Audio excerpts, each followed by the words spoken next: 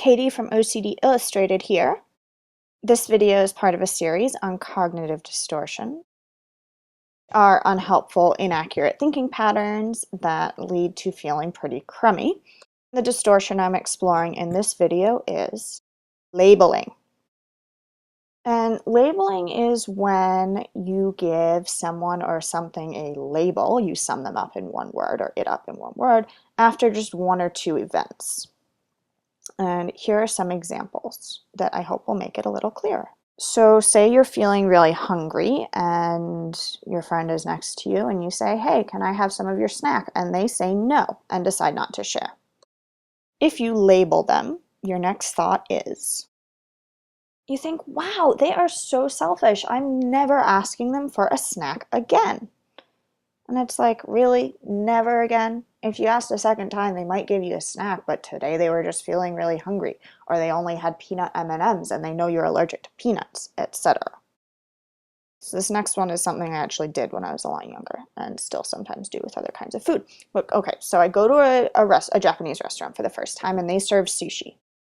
And as it turns out, I don't really like sushi. So my gut reaction is to do some labeling and assume that, or decide that, Japanese food is gross. And if I come to that conclusion and I never try any other Japanese food, I never get the opportunity to learn that there's a whole ton of Japanese foods that I actually really like. Just, I'm not a fan of sushi.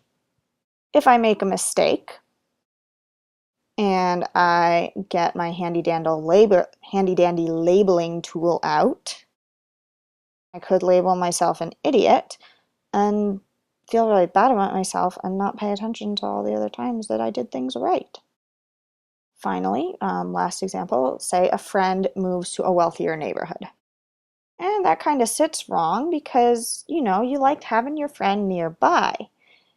If that unpleasant feeling leads you to label your friend, you might end up deciding that that friend is really a snob, and you decide maybe you don't want to be friends with them, or it draws a wedge between you when really it could just be like, okay, it's a 15-minute drive to get to them instead of a 5-minute walk.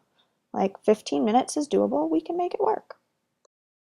And that, in a nutshell, is labeling. So keep an eye out for it. Thank you for watching, and I hope you have an amazing day that is completely labeling free.